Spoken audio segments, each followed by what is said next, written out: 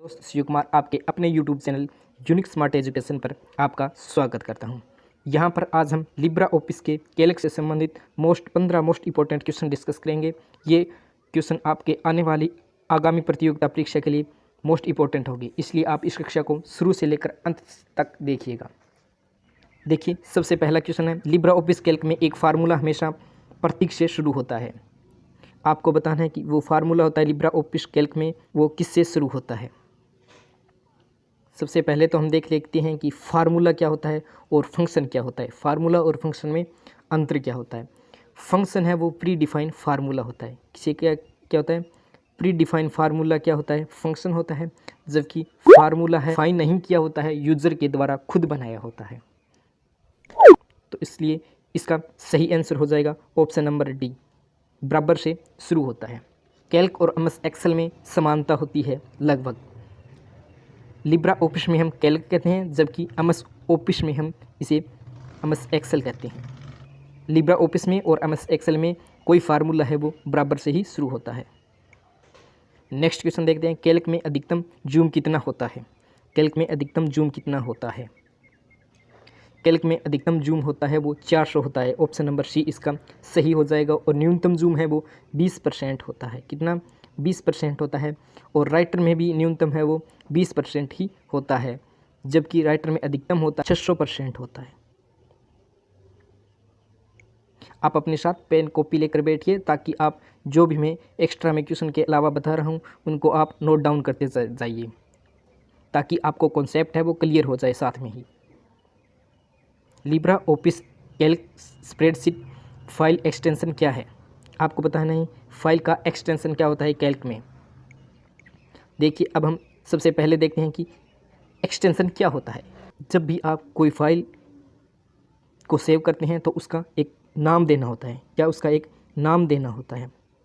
वो नाम है 2 पार्ट में होता है। जो आप स्वयं लिखते हैं उसे मूल नाम कहते हैं, यानी मूल नाम होता है। जबकि सॉफ्टवेयर या एप्लीकेशन के द्वारा स्वयं दिया जाता है वो एक्सटेंशन नाम होता है। यानी डॉट के बाद इस तरफ से राइट तरफ लिखा होता है वो एक्सटेंशन होता है, और डॉट से पहले जो लेफ़्ट की तरफ लिखा होता है वो क्या होता है, वो मूल नाम होता है, यानी यूज़र के द्वारा लिखा होता है। यूज़र के लिखे हुए नाम को हम चेंज कर सकते हैं, जबकि एक्सटेंशन नाम को हम चेंज नहीं कर सकते। अगर हम चेंज करेंगे तो वो फाइल है वो किसी और सॉफ्टवेयर या एप्लीकेशन की बन जाएगी। जैसे कोई इमेज है तो कोई इमेज है तो इस इमेज के जैसे PNG, .png, तो इसका एक्सटेंशन क्या हो जाएगा, .png होता है। इसका सही आंसर हो जाएगा ऑप्शन नंबर ए। राइटर का .odt क्या होता है, .odt होता है, यानी open document text, open document text. जबकि कैल्क का होता है ODS, यानी open document spreadsheet, open document spreadsheet इसका एक्सटेंशन नेम होता है। नेक्स्ट क्वेश्चन है आपके सामने, देखिए, लिब्रा ऑफिस कैल्क में सेलेक्ट ऑल की शॉर्टकट क्या है। यानी आपको बताना है कि सेलेक्ट ऑल की शॉर्टकट क्या है। तो इसका सही आंसर हो जाएगा ऑप्शन नंबर सी, यानी ए व बी दोनों। तो सेलेक्ट ऑल की क्या होती है, Ctrl+A भी होती है, Ctrl+Shift+स्पेस भी होती है। ये दोनों शॉर्टकट है वो सेलेक्ट ऑल की होती है। नेक्स्ट क्वेश्चन है, देखिए, कैल्क में कितने रो और कॉलम होते हैं। रो और कॉलम के बारे में आपको बताना है कि कितने रो और कितने कॉलम होते हैं।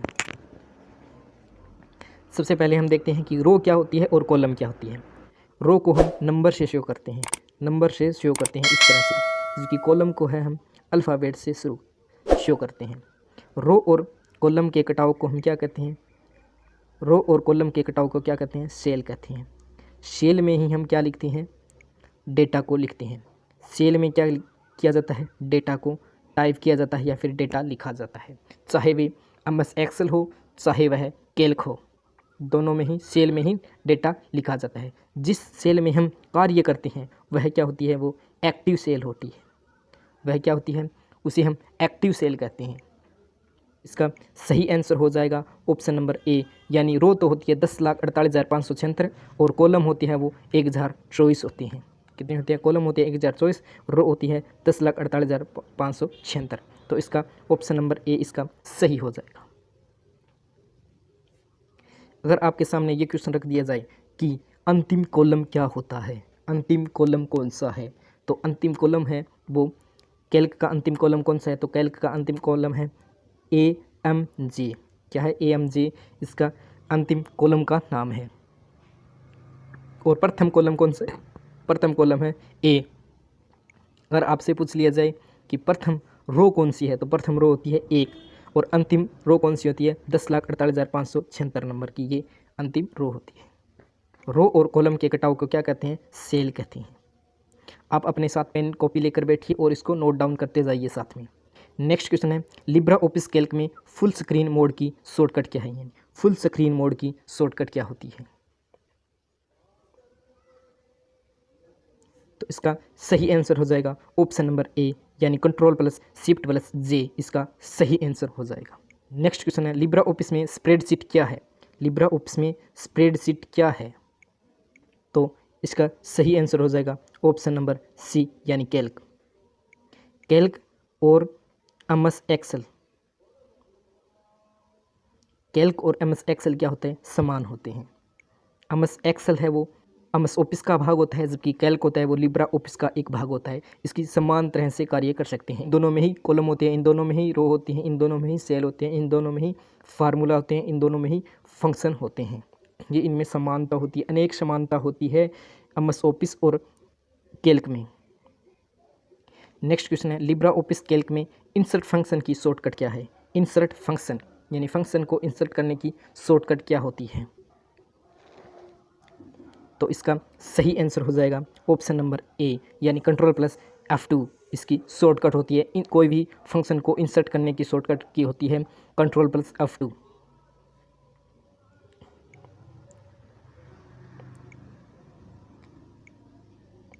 नेक्स्ट क्वेश्चन है, लिब्रा ऑफिस कैल्क में कमेंट इंसर्ट की शॉर्टकट क्या है? यानी कमेंट इंसर्ट की शॉर्टकट क्या होती है लिब्रा ऑफिस में? आपको ये बताना है।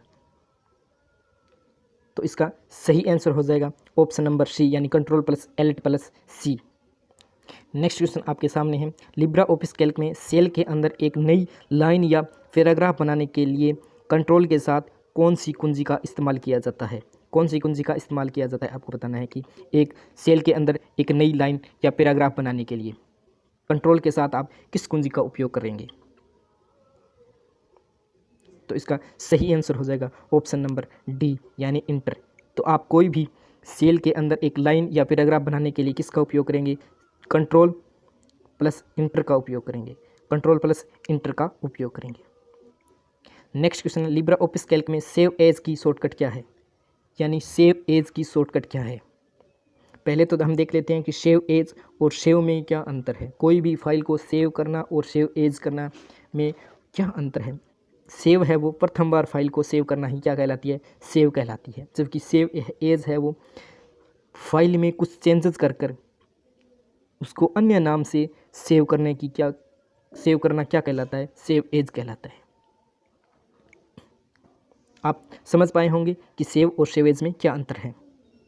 सही आंसर हो जाएगा ऑप्शन नंबर ए, Ctrl+Shift+S इसका सही आंसर हो जाएगा। सेव एज करने के लिए लिब्रा ऑफिस में फाइल को सेव एज करने के लिए शॉर्टकट की होती है Ctrl+Shift+S।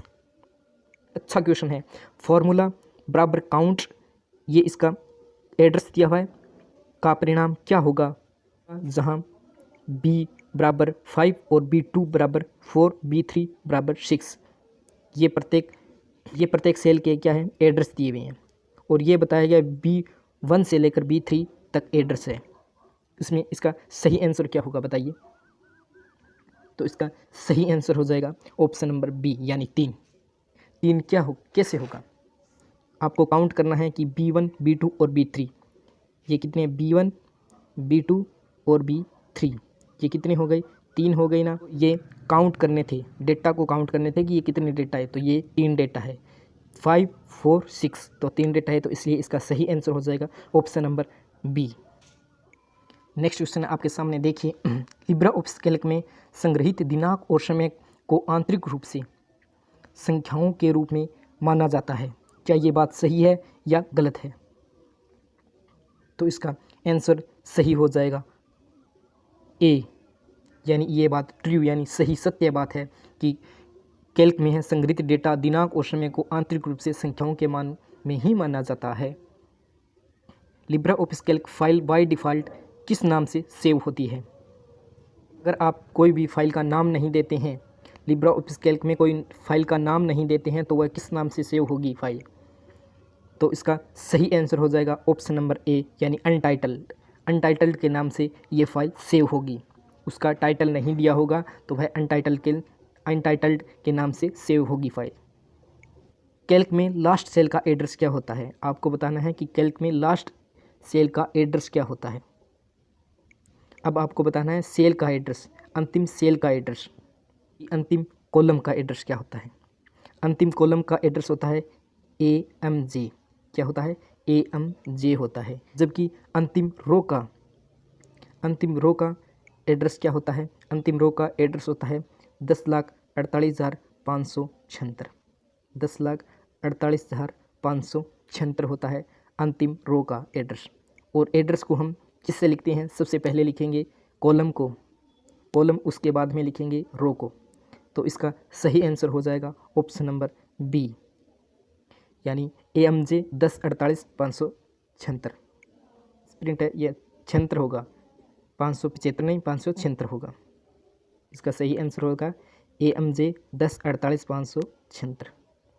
इसका सही आंसर हो जाएगा, इसलिए बी ऑप्शन इसका सही हो जाएगा।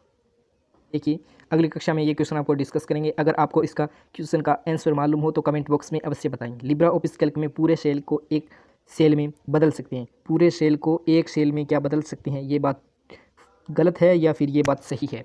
आपको कमेंट बॉक्स में इसका आंसर बताना है। नेक्स्ट क्लास में इस क्वेश्चन का हम डिस्कस करेंगे। अगर आपको ये कक्षा अच्छी लग रही हो तो लाइक करें, शेयर करें और चैनल को सब्सक्राइब करें।